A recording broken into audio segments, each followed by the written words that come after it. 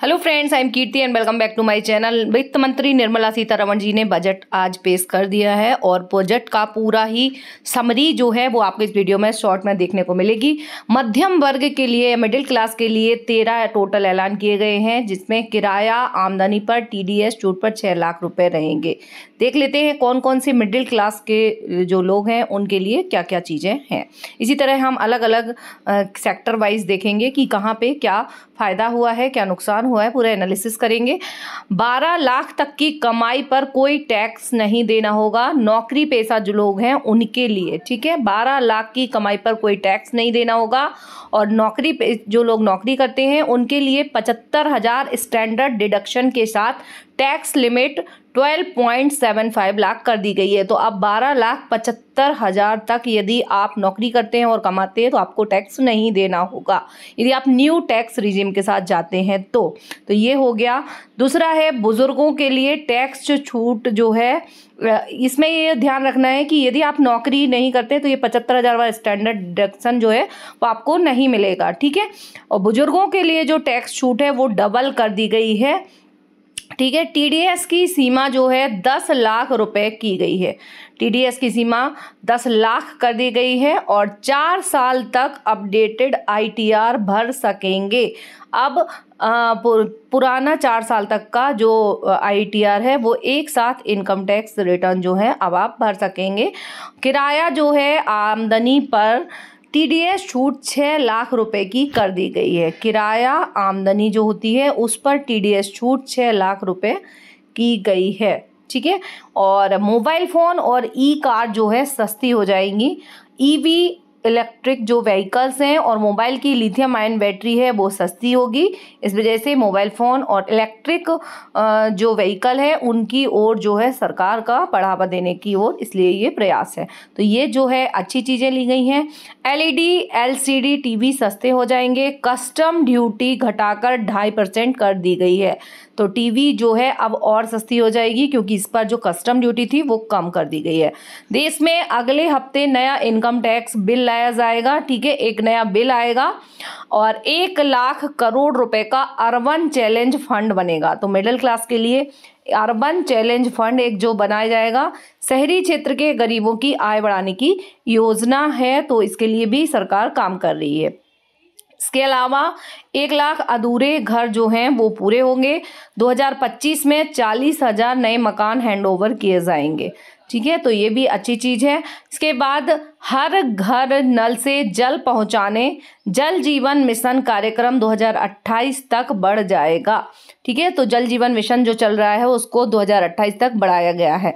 और जो एग्ज़ाम के पॉइंट ऑफ व्यू से ये जो डेडलाइंस हैं, ये ईयर हैं जो कि आपको ध्यान रखना है बजट की, ठीक है। और अब महिलाओं के लिए देख लेते हैं क्या क्या चीज़ें बजट में इस बार ऐलान की गई हैं। महिलाओं के लिए हैं, सब पहली बार उद्यमी को 2 करोड़ का टर्म लोन दिया जाएगा, ठीक है। ये सबसे पहली बार हो रहा है, काफ़ी इंपॉर्टेंट है और यहाँ से क्वेश्चन भी आपको देखने को मिलेगा। SC ST की MSME जो महिला एंटरप्रेन्योर उद्यमी हैं उनके लिए विशेष लोन की योजना है और पहली बार उद्यमी बनने वाली महिलाओं को 2 करोड़ का टर्म लोन मिलेगा। तो ये जो है ये महिलाओं के लिए काफ़ी अच्छी न्यूज़ है।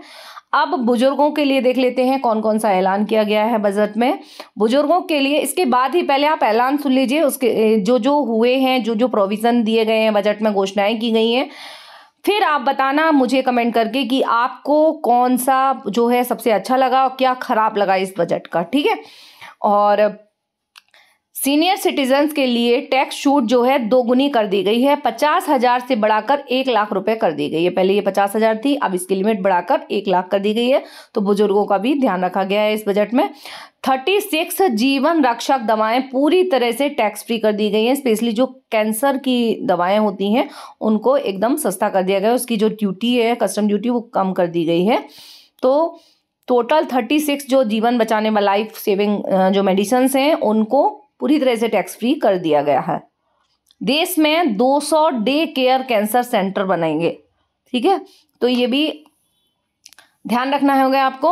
और यदि आप एग्जाम की तैयारी कर रहे हैं उस हिसाब से तो आपको ये पॉइंट भी आपको ध्यान रखना होंगे। मेडिकल उपकरण और कैंसर की दवाएं सस्ती हो जाएंगी, ठीक है, सस्ती होंगी।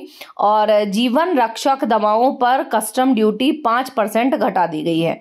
13 मरीज सहायता कार्यक्रम बेसिक कस्टम ड्यूटी से बाहर कर दिए गए हैं। ठीक है, जो मरीज सहायता कार्यक्रम चलते हैं 13 उनको बेसिक जो कस्टम ड्यूटी है उनसे बाहर कर दिया गया है। तो ये मेडिकल के क्षेत्र में, ये हेल्थ केयर के क्षेत्र में ये जो है घोषणाएं की गई हैं। अब ये कम है, ज़्यादा है, सफिशिएंट है, ये आप मुझे बताएंगे कि आपके हिसाब से और क्या होना चाहिए था। ठीक है, आपका भी विजन इंपॉर्टेंट रखता है, मायने रखता है। और किसान के लिए 11 ऐलान किए गए हैं। ठीक है, सभी सेक्टर्स के लिए अलग अलग है। तो किसानों के लिए टोटल जो बड़ी चीज़ें उठ के आ रही हैं वो है किसान क्रेडिट कार्ड की लिमिट 3 लाख से बढ़ाकर 5 लाख कर दी गई। ये सबसे ज़्यादा इम्पोर्टेंट पॉइंट है। ठीक है, और किसान क्रेडिट कार्ड की लिमिट जो है 3 लाख से बढ़ाकर 5 लाख कर दी गई है। ये पॉइंट आपके एग्जाम के लिए भी आपको ध्यान में रखना होगा, क्योंकि किसान, बुजुर्ग, महिलाओं, इन पे फोकस करता है यूपीएससी और एमपीपीएससी। ठीक है, किसान क्रेडिट कार्ड के सीसी की लिमिट 3 लाख से बढ़ाकर 5 लाख रुपए हो गई है। देश में पीएम धन धान्य कृषि योजना शुरू होगी। एक नई योजना आएगी, पीएम धन धान्य कृषि योजना। ठीक है, तो आपको आने वाली एग्जाम में भी ये योजना मिल सकती है। 100 जिलों को इससे फायदा होगा। अब ये क्या होगी, ये अभी घोषणा हो जाएगी थोड़े दिन बाद। ठीक है, डेयरी और मछली पालन के लिए 5 लाख रुपए तक का लोन। ठीक है, डेयरी और जो मछली पालन है, फिशरीज है, उसके लिए 5 लाख तक का लोन जो है उसकी घोषणा की गई है, दिया जाएगा। देश में पीएम ये हो गया है। इसके अलावा समुद्री उत्पाद जो हैं वो सस्ते होंगे। कस्टम ड्यूटी 30% से घटाकर 5% कर दी गई। ठीक है, तो जो सी प्रोडक्ट हैं वो सस्ते हो जाएंगे। अंडमान निकोबार और गहरे समुद्र में मछली पकड़ने को बढ़ावा मिलेगा। तो सरकार चाहती है कि अंडमान निकोबार और जो डीप सी है उसमें फिशरीज को बढ़ावा दिया जाए।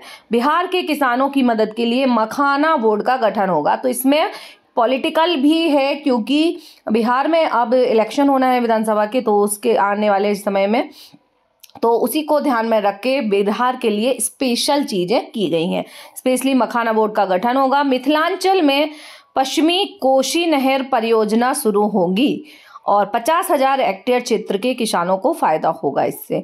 दालों में आत्मनिर्भरता हासिल करने के लिए 6 साल का मिशन जो है वो शुरू किया जाएगा। तो एक दालों के लिए आत्मनिर्भरता के लिए एक मिशन नया लॉन्च किया जाएगा इस साल, वो 6 साल का रहेगा। पोस्ट पेमेंट बैंक पेमेंट जो सर्विस है ग्रामीण योजनाओं में बढ़ाई जाएगी। और कपास उत्पादन के लिए 5 साल की कार्य योजना है। प्रोडक्शन मार्केटिंग पर फोकस किया गया है। तो कॉटन इंडस्ट्री, कॉटन प्रोडक्शन पर भी 5 साल के लिए एक कार्य योजना बनाई गई है। असम के नामरूप में नया यूरिया प्लांट लगेगा। ठीक है, यूरिया प्लांट लगाया जाएगा असम में। ठीक है, तो इन घोषणाओं को आपके लिए तो है ही बेनिफिशियल, और एग्जाम के लिए तैयारी कर रहे हैं तो आपको ये पॉइंट्स भी ध्यान रखना है। वो मैं क्वेश्चन आपको बता दूंगी आने वाले समय में कि कैसे कैसे आपके क्वेश्चन जो हैं बजट से बनेंगे। इकोनॉमिक सर्वे और बजट दोनों ही बहुत इंपॉर्टेंट होते हैं।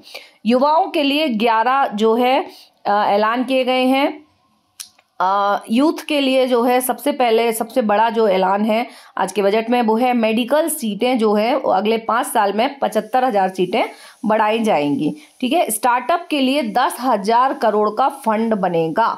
ठीक है, स्टार्टअप के लिए 10,000 करोड़ का एक स्पेशल फंड बनेगा और 500 करोड़ से 3 AI यानी कि आर्टिफिशियल इंटेलिजेंस एक्सीलेंस सेंटर बनाए जाएंगे। तो 3 आर्टिफिशियल इंटेलिजेंस सेंटर बनाने की भी घोषणा इसमें की गई है। मेडिकल एजुकेशन में अगले 5 साल में 75,000 सीटें बढ़ाई जाएंगी। देश में 23 IIT में 6500 यानी कि 6,500 सीटें बढ़ाई जाएंगी। ठीक है, तो IIT में भी सीटें बढ़ाई जाएंगी और मेडिकल कॉलेज में 10,000 सीटें बढ़ाई जाएंगी। PM रिसर्च फेलोशिप के तहत 10,000 नई फेलोशिप दी जाएगी। ठीक है, देश में ज्ञान भारत मिशन शुरू होगा। ज्ञान भारत मिशन 1 करोड़ मैन्युस्क्रिप्ट का डिजिटाइजेशन होगा। पटना IIT में हॉस्टल सुविधा बढ़ाई जाएगी।